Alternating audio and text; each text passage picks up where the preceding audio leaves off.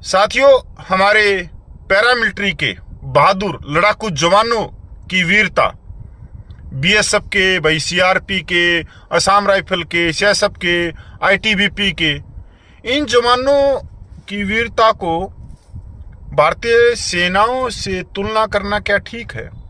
Question mark. बिल्कुल गलत है। और पर ऐसा सालों से हो रहा है।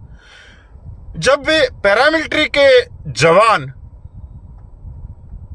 वो अपना हक मांगते हैं तो उनके सामने रख दी जाती है कि सेना तो देश की रक्षा करते हैं, ये करते हैं, वो करते हैं। तो फिर पैरामिलिट्री किसकी रक्षा कर रही है? अमेरिका की कर रही है।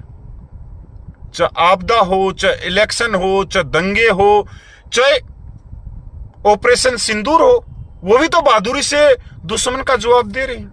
उनका हक क्यों नहीं मिले?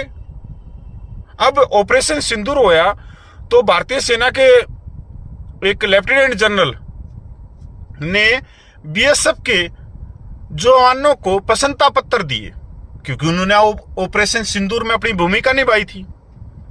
चाहे 1962 की बात हो, चाहे 1965 की, चाहे 1971 की, चाहे बाद की, बीएसएफ है, हर एक फौजी तत्पर रहता है। और ऐसा कुछ नहीं है कि देखो, इन्फेंट्री जो है और जो बीएसएफ है वो सेम है, सेम हथियार हैं, सेम सारी चीजें, सेम ट्रेनिंग है, सब कुछ सेम है। वो भी देश की सीमाओं पे रहते हैं और आर्मी भी देश की सीमाओं पे रहते हैं।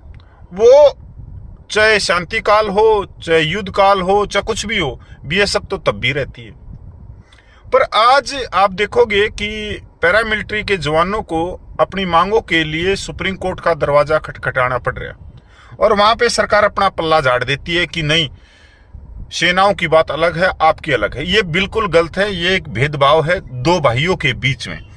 तो एक खबर आई है, क्या सरकार सीमा सुरक्षा बल बीएसएफ को उसकी युद्धकारी भूमिका के बावजूद संघ के सशस्त्र बल के बजाय एक सिविल बल मानती है? क्या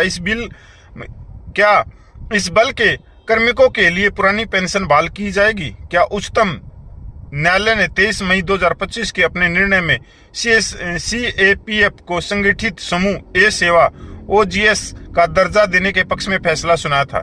यदि हाँ, तो इस आदेश को कार्यान्वित करने के लिए क्या ठोस कदम उठाए गए हैं? यह सवाल है जो मंगलवार को एक सांसद ने, माननीय सांसद ने इसमें संसद में पूछ लिया। सरकार ने कोई जवाब नहीं दिया। बड़ा दुर्भाग्य की बात है कि देश को